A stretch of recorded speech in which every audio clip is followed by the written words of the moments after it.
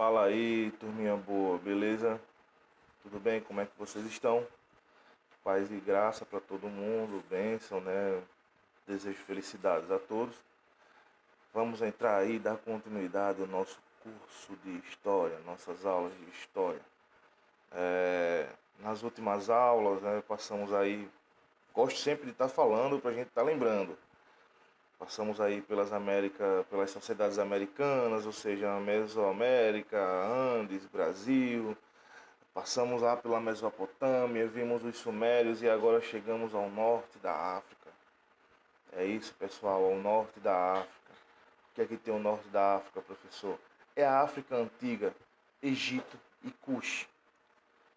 No entanto, eu gostaria, antes de começar essa aula, dar uma breve explicação.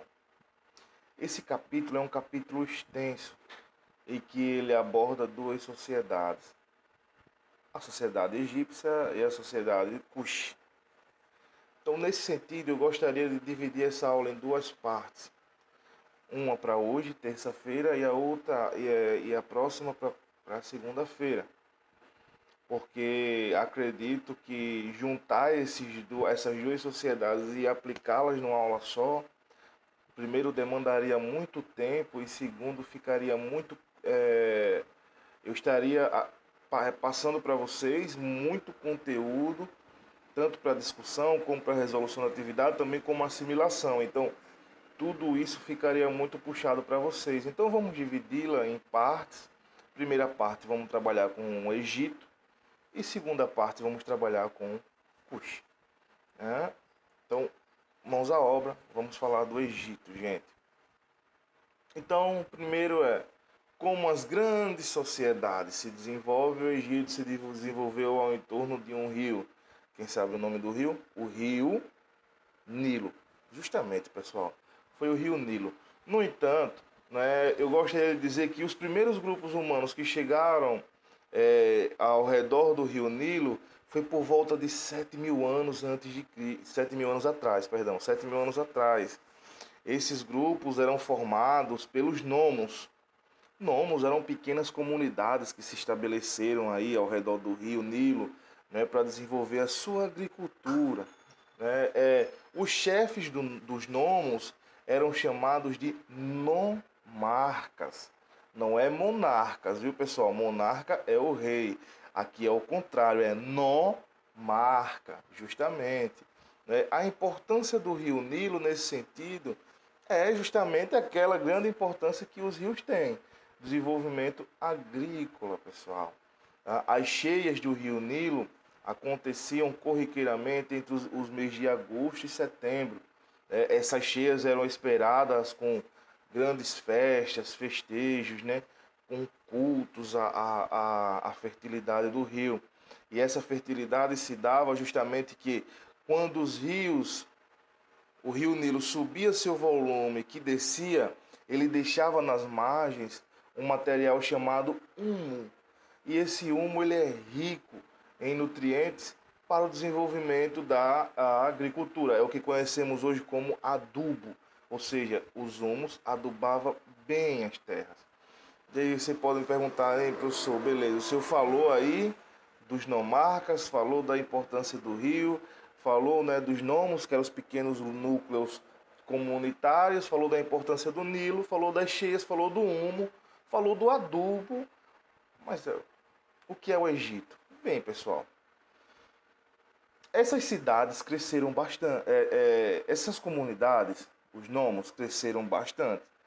Por volta de mais ou menos 400 antes de Cristo, 4.000, perdão, antes de Cristo, cada nomos desse chegava a ter 2.000 habitantes, ou seja, para a época é uma quantidade considerável, né? O interessante é que houve bastante conflitos em torno da administração desses nomos, ou seja, cada nomarca com seu interesse dizia, ó, eu quero tanto aqui, eu quero tal terra ali, eu quero que não faça isso. Então, houve bastante conflitos administrativos, que aconteceu que isso forçou a uma divisão brusca entre Baixo Egito e Alto Egito. o Alto Egito ficava no sul e o Baixo Egito ficava no norte. Entenderam, pessoal? Pois bem, né?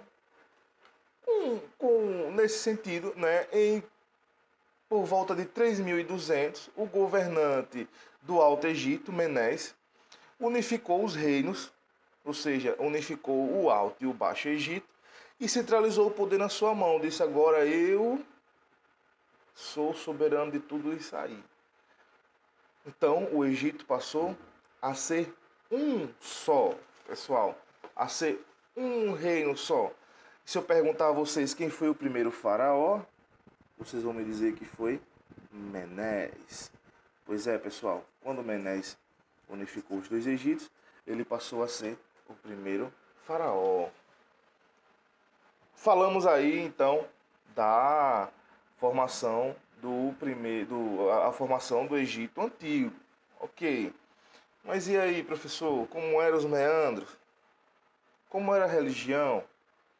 Né? Eles acreditavam na vida após a morte? Como era o trabalho? Né? Como era a divisão social do trabalho?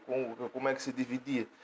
Então, bem, vamos falar agora da divisão social do trabalho. O Egito ele é bem semelhante à sociedade suméria.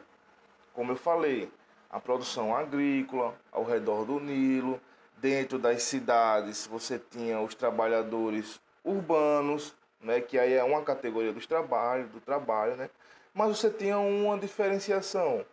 Por exemplo, existia o escriba. O que é o escriba? O escriba é um funcionário do governo, ou seja, um funcionário do faraó, que é responsável por coletar impostos e também fazer o censo demográfico. O que é um censo demográfico? O censo demográfico é a contagem da população, ou seja, quantos habitantes tem na Jatiuca, quantos habitantes tem na Ponta Verde, quantos habitantes tem no Poço e na Mangabeiras e assim, etc. Então, os escribas eram responsáveis por recolher o dinheiro, pagamento dos impostos e contar as pessoas. Tinha outra categoria bastante interessante, os militares. Essa eu não preciso nem explicar a vocês o que é. Os militares eram os militares. A função deles era de proteger os interesses da nobreza e os interesses do faraó, o grande soberano. Primeiro faraó, lembre-se, Menes. Então, depois dos militares, nós temos os trabalhadores urbanos. Os trabalhadores urbanos são sapateiros, joalheiros, barbeiros, é o pessoal que trabalha aí, que a gente sabe hoje, trabalhadores urbanos. E também tinham os camponeses, que eram os agricultores. A sociedade egípcia era dividida nesses trabalhos, pessoal. Nessa forma de trabalho. Agora vamos entrar num tema bastante interessante. Primeiro eu gostaria de falar da religiosidade, depois eu gostaria de falar da vida após a morte, que tem a ver com a ciência. Pois é, com a ciência. Mas vamos lá, vamos falar da religiosidade. Os egípcios eram politeístas. Na cabeça deles, os deuses tinham a forma de animais. Pois é, de animais. Por exemplo, o deus Sete, que é considerado o deus da desordem, da guerra e do deserto, ele tinha era representado por um gato. Horus, por exemplo, que é o deus que representava o sol e a lua, os seus olhos representavam o sol e a lua, era representado por um falcão. Então a gente tem na manifestação desses deuses, ou seja, uma sociedade politeísta que acreditava em vários deuses, a manifestação desses deuses tinha muito a ver com a natureza, com os animais. Por exemplo, eu vou dar uma dica de filme, eu vou deixar uma dica de filme bastante interessante para vocês. É um filme de aventura, que é Os Deuses do Egito. Os Deuses do Egito mostra de forma bastante sistemática como esses deuses eram representados por animais. E tem vários deuses. Ra, que é o pai de todos os deuses, que em sua carruagem puxa o sol. Você tem Tote, que é o deus da sabedoria. Então você tem uma mitologia altamente complexa e também bastante interessante de se estudar, pessoal. É Uma mitologia bem rica e bastante interessante. Pois bem, nesse sentido religioso, né, como eles eram politeístas, eles também acreditavam na vida após a morte. Aí vocês podem falar, professor, você falou de Egito, Egito, Egito, mas não falou agora até o nome, até agora no nome que representa o Egito. Que nome é esse? Pirâmides. É, pessoal, vamos falar agora. As pirâmides têm a ver com a vida após a morte. As pirâmides são criadas justamente como as pirâmides são edificações criadas para abrigar os corpos tanto dos faraós como dos nobres, que ali torna-se um lugar que ele aguarda a próxima vida, a vida que ele vai voltar. Ou seja, as pirâmides é uma espécie de túmulo em que o corpo é deixado lá até que ele volte novamente à vida. Pois é, pessoal. Mas não é bem simples assim, não. Dentro desse aspecto, nós temos uma técnica, que é uma técnica chamada de mumificação. Eu não vou falar muito dessa técnica.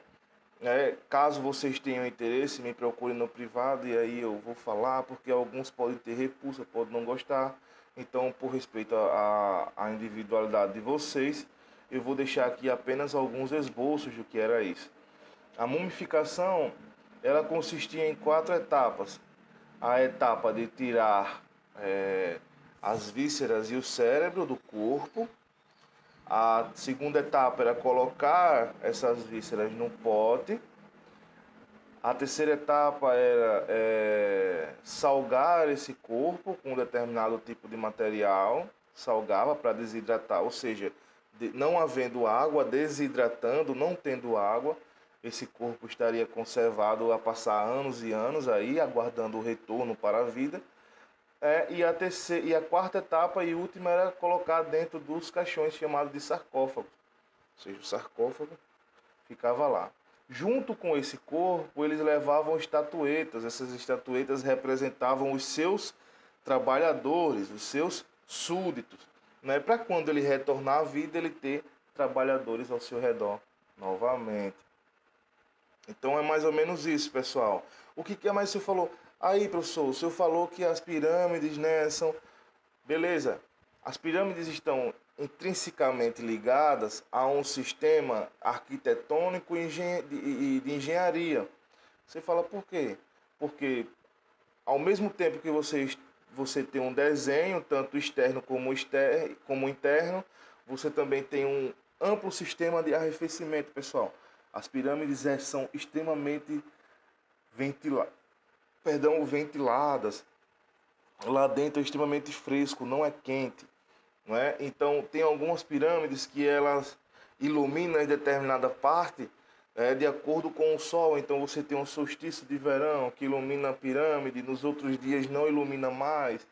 Então, você tem uma técnica aprimorada. O processo de mumificação também tem a ver com o desenvolvimento da medicina. Os egípcios, na época, estavam na ponta da medicina, eram bons médicos, né? E nesse sentido, bem desenvolvidos a serviço dos faraós, a serviço dos nobres. Então, pessoal, basicamente é isso a sociedade egípcia, né? Que nós vimos agora. Caso vocês tenham alguma dúvida, entrem em contato, né, comigo na plataforma durante a aula, na plataforma do WhatsApp. Caso vocês tenham mais curiosidade sobre os processos de mumificação e vocês também não tenham certa dificuldade, entre em contato comigo no privado e eu vou mandar mais materiais para vocês. E no mais, deixe o mesmo conselho da aula passada, pessoal. História é sentar, ler e estudar. Não adianta achar que vai decorar, porque não vai conseguir, pessoal. Vamos estudar história, né? Um povo sem história é um povo desprovido de qualquer força de liberdade e de reivindicação de melhorias. Vamos lá, vamos estudar Egito e na próxima aula vamos estudar Cush. Namastê, paz e graça para todo mundo, pessoal.